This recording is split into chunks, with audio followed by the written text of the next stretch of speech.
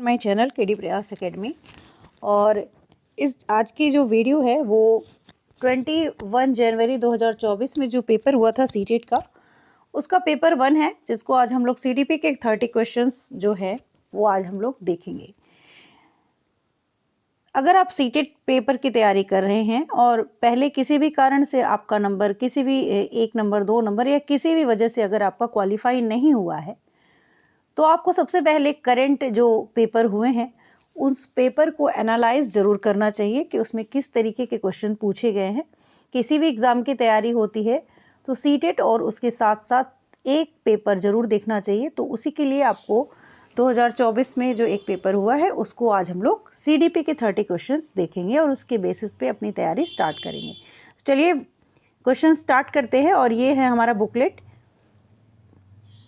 जिसमें आपको देखिए चाइल्ड डेवलपमेंट पेडोलॉजी के 30 क्वेश्चंस, मैथमेटिक के 30 क्वेश्चंस आए हुए हैं, ईवीएस के 30 क्वेश्चंस, लैंग्वेज 1 आपने जो भी लिया हो हिंदी या इंग्लिश वहाँ से 30 क्वेश्चन और लैंग्वेज 2 से 30 क्वेश्चन, यानी 150 क्वेश्चन 150 नंबर।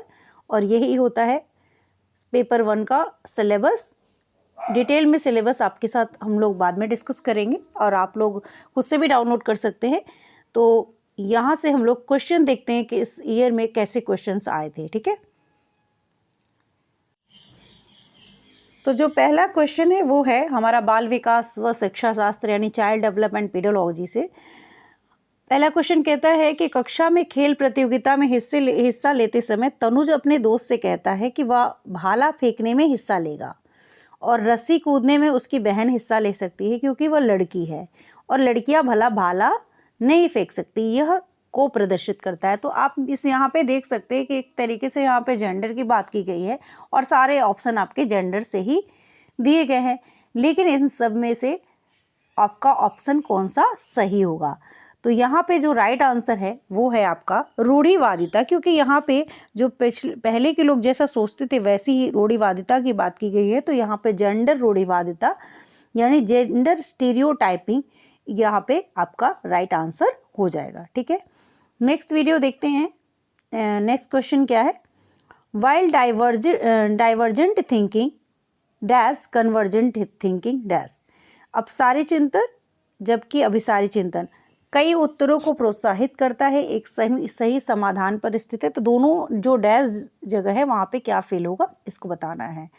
एक सही समाधान पर स्थित है, कई उत्तरों को प्रोत्साहित करता है, गणितीय क्षमताओं को बढ़ाता है और मौखिक क्षमताओं को बढ़ावा देता है। मौखिक क्षमताओं को बढ़ावा देता है, गणितीय क्षमताओं को बढ़ावा देता है। तो इसमें आपको सबसे पहले डाइवर्जेंट थिंकिंग और कन्वर्जेंट थिंकिंग जो है उसके बारे में पता होना चाहिए, तभी आप इस प्रश्न को कर पाते हैं। ठीक है, तो यहाँ पे जो राइट आंसर हो जाएगा उसका हो जाएगा कई उत्तरों को अपसारी चिंतन जो होता है यानी डाइवर्जेंट थिंकिंग कई उत्तरों को प्रोत्साहित करता है,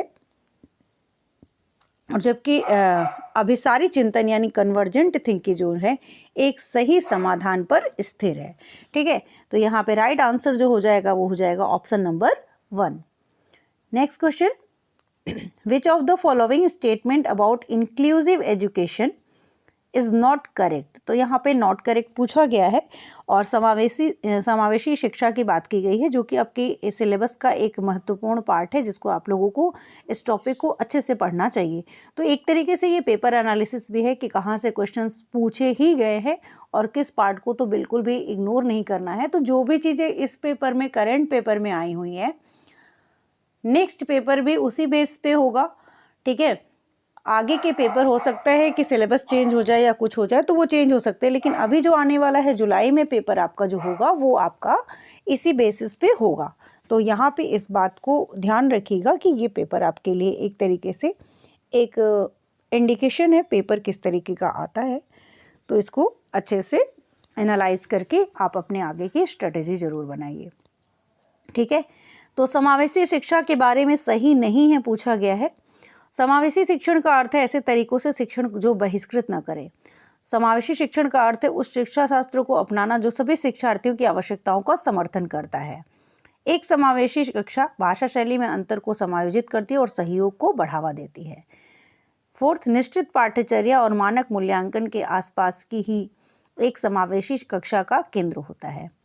ठीक है, तो यहाँ पे जो राइट आंसर हो जाएगा वो हो जाएगा ऑप्शन नंबर 4। एक निश्चित पाठ्यचर्या और मानक मूल्यांकन के आसपास ही एक समावेशी कक्षा का केंद्र होता है। ये बात यहाँ पे सही नहीं है, पूछा गया है, इसलिए ये ऑप्शन आपका सही होगा। ठीक है, तो ये समावेशी शिक्षा के बारे में ये चीज़ सही नहीं है।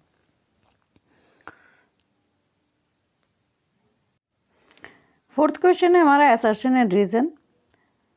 शिक्षार्थी जो पहले से जानते हैं उसके आधार पर अपने ज्ञान का निर्माण करते हैं। पैटर्न ढूंढना और पिछले ज्ञान के साथ जुड़ाव बनाने से शिक्षार्थियों को जानकारी को सार्थक रूप से संसाधित करने में मदद मिलती है। तो यहाँ पे जो राइट आंसर हो जाएगा वो हो जाएगा आपका ऑप्शन नंबर 1, यानी कथन और कारण दोनों सही हो और जो कारण है वो कथन की सही व्याख्या करता है। तो option number 1 is the right answer.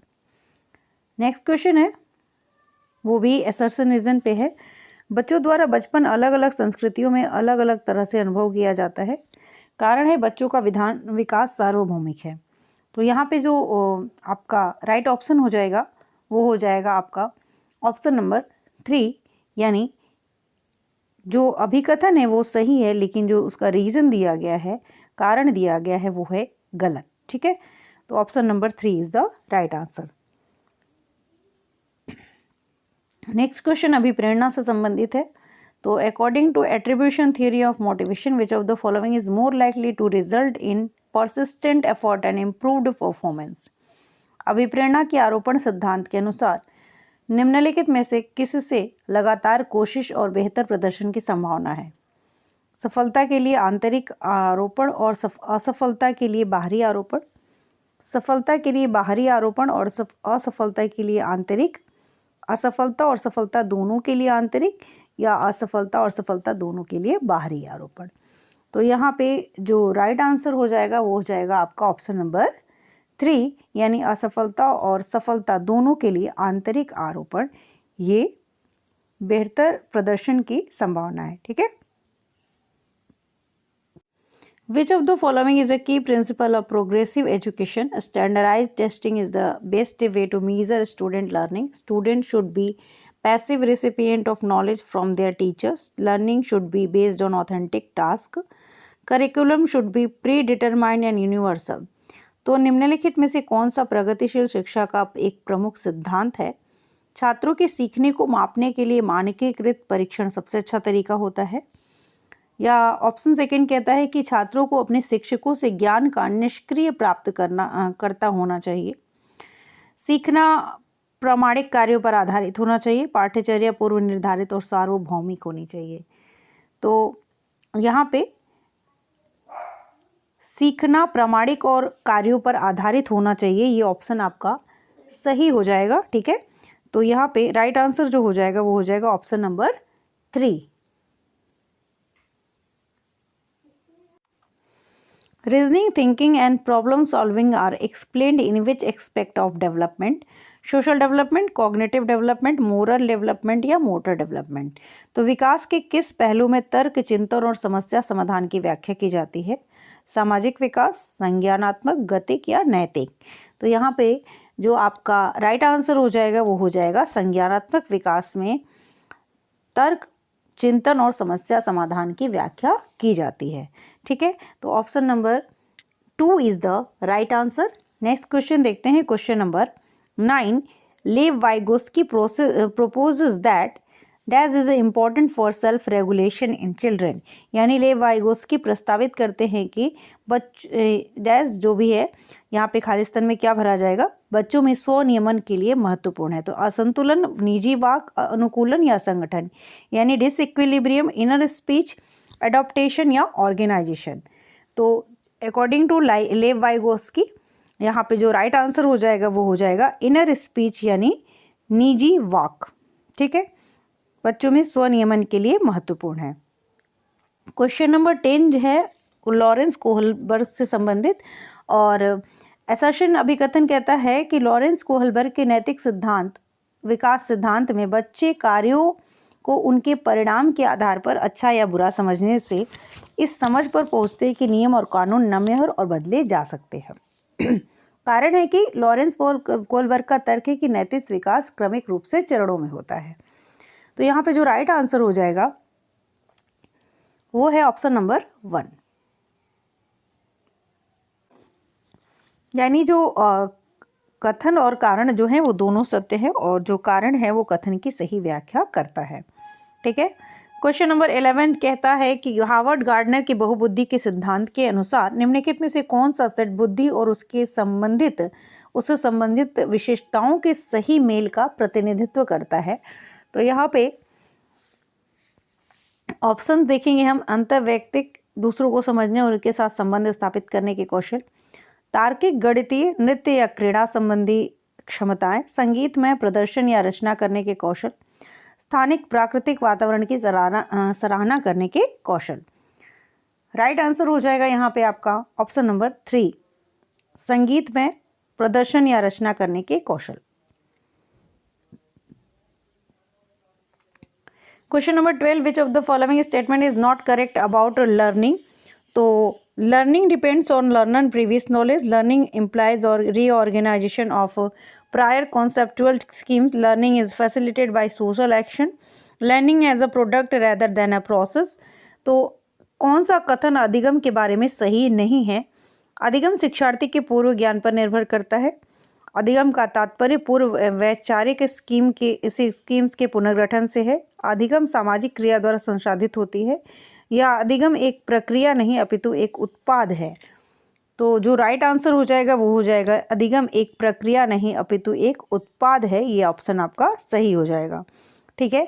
Problem solving is fostered by divergent thinking, functional fixedness, passive imitation या रिस्पॉन्स सेट। तो कौन सा कारक समस्या समाधान को बढ़ावा देता है? अपसारी चिंतन, कार्यात्मक स्थिरता, निष्क्रिय अनुसरण या प्रतिक्रिया सेट। जो राइट आंसर हो जाएगा वो हो जाएगा आपका ऑप्शन नंबर 1। ठीक है।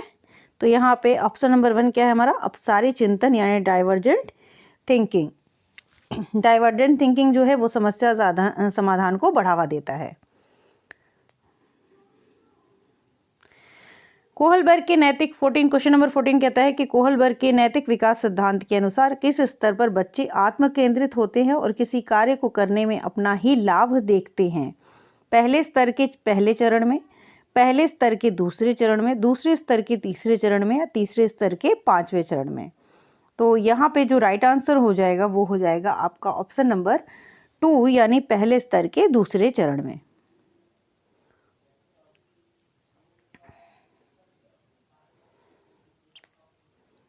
Inclusion of student belonging to disadvantaged group demands, वंचित वर्गों से संबंधित विद्यार्थियों के समावेशन के लिए विविध परंपराओं के प्रति जागरूकता और संवेदनशीलता को बढ़ावा देना चाहिए। पहचान आधारित रूढ़ियों को प्रमाणित और प्रोत्साहित किया जाना चाहिए। सामाजिक संबद्धता के आधार पर कक्षा में अलगाव करना चाहिए। समान क्षमताओं के आधार पर विद्यार्थियों को समूहों में विभाजित करना चाहिए। तो यहाँ पे जो राइट आंसर है वो हो जाएगा आपका क्वेश्चन नंबर 15 का ऑप्शन नंबर 1। और आज के लिए इतना ही। नेक्स्ट वीडियो में हम लोग आगे के क्वेश्चंस देखेंगे। 16 to 30 तक के क्वेश्चन, यानी 15 क्वेश्चंस का सेट देखेंगे। तो अगर आपको वीडियो अच्छी लगी हो तो प्लीज़ लाइक, सब्सक्राइब और अपनी कमेंट ज़रूर करिएगा। नेक्स्ट वीडियो में मिलते हैं। Thank you.